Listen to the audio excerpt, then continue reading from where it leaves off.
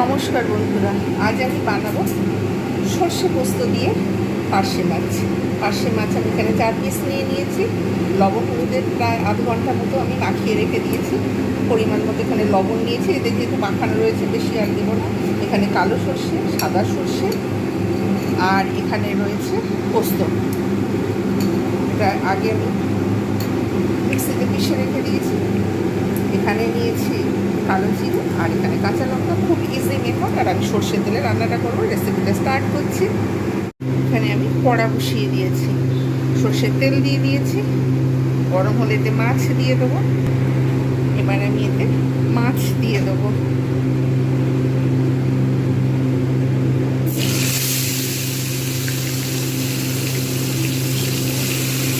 মাছগুলো আমি এপিট ওপিট করে ভেজে নিচ্ছি। মাছগুলো এক পিঠ ভালোভাবে ভেজে নিয়েছি। এবারে আমি এটাকে উল্টে দেবো।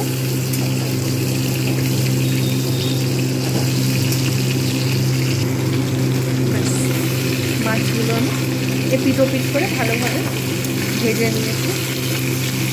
এবার আমি এটাকে তুলে রেখে দেবো।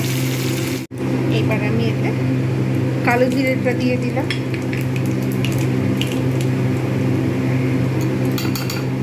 আঁচটা কমিয়ে রেখে দিয়েছি, এতেই দিয়ে দেবো সর্ষে পোস্তটা।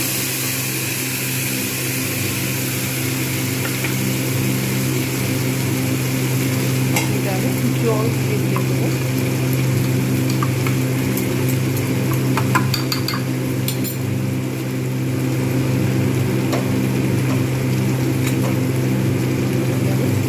জল দিয়ে দেবো। এতে পরিমাণ মতো কাঁচা লঙ্কা দিয়ে দিলাম।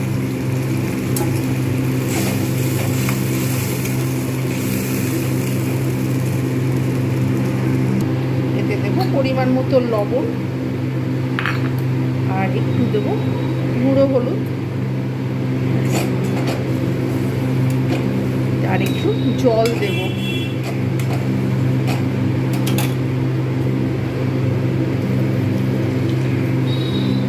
এটা একটু ফুটে উঠলে এতে মাছটা দিয়ে দেবো।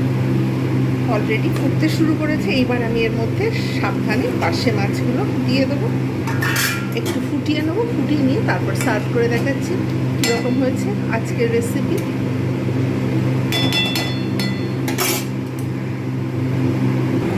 তৈরি হয়ে গেল সর্ষে পোস্ত দিয়ে পার্শে মাছ। রেসিপিটা কেমন হয়েছে জানাতে ভুলবেন না। ভালো লাগলে লাইক, কমেন্ট, শেয়ার এবং সাবস্ক্রাইব করতে ভুলবেন না। যারা যারা দেখছেন, কমেন্ট করছেন, তাদের অসংখ্য ধন্যবাদ।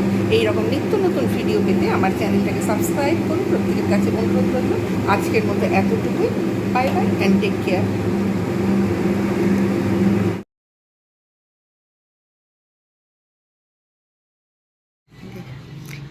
পাকা পেয়ারা দিয়ে দেওয়া হয়েছে। এই যে কী হারে পাকা পেয়ারা খেতে পছন্দ করে।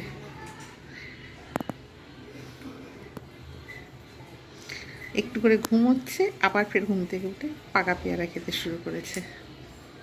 যখনই সময় পাচ্ছে এখানে দুখানা পেয়ারা পাকা ছিল, তাই দিয়ে দেওয়ার পরে এ তো মানে এত খুশি বলার কথা না।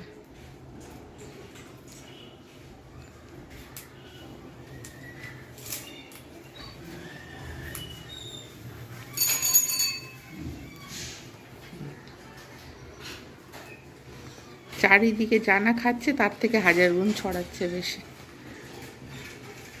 আর এই গাছের অবস্থা, একটু রোদ এসেছিল সকালবেলা, খুবই অল্প পরিমাণে রোদ। আর এখন এরকম। আর বাড়ির এখানে রাস্তা সব ইয়ে রয়েছে, রাস্তা সব খুলে এরকম হয়ে গেছে।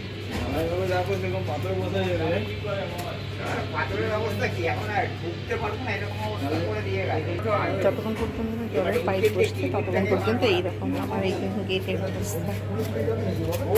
ওই দিকটা রাস্তা এইরকম।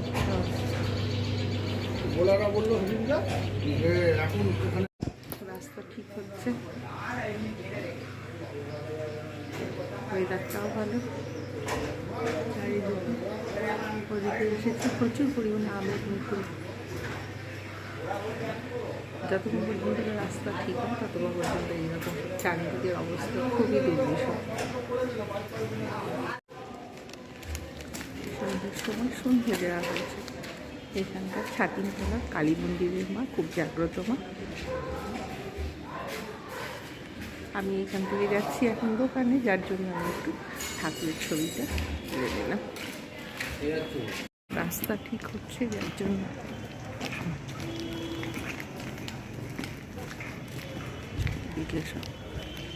রাস্তা ঠিক হচ্ছে, ঘেরা চারিদিক।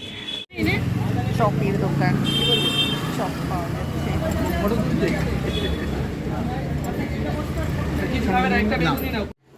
বাজারে থেকে কিছু জিনিস এনেছি।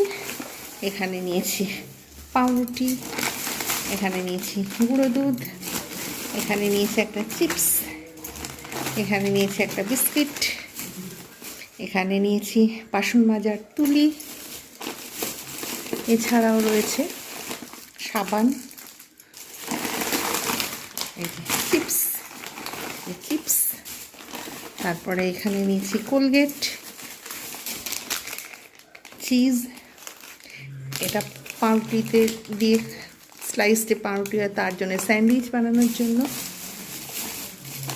যেহেতু গরম পড়ে গেছে তাই আমি এখানে একটা সাবান ব্যবহার করব, সন্তুর একটা নিয়ে নিয়েছি। তারপরে এছাড়াও নিয়েছি চিপস, এদিকটা গেল, ব্যাস এগুলো আমি নিয়ে এলাম। আর এখানে এই যে ভিম সাবান, বাসন মাজার সাবান, এগুলো ব্যাস, এগুলো আমার ঘরে লেগে যায়, বাসন মাজার জন্য লাগে।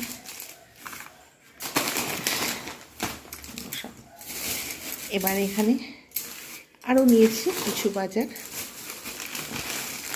এখানে নিয়েছি গণেশ বেসন, এছাড়া নিয়েছি ধনে পাতা, তারপরে এখানে নিয়েছি টমেটো আর কাঁচা লঙ্কা। এছাড়াও আমি নিয়েছি মিষ্টি, এটা গোপালের জন্য মিষ্টি নিয়েছি। আর এখানে নিয়েছি, চপের দোকানে গেছিলাম তাই একটু এখানে চপ নিয়ে নিয়েছি। ব্যাস আমি আজ এইটা বাজার করে নিয়ে চলে এলাম।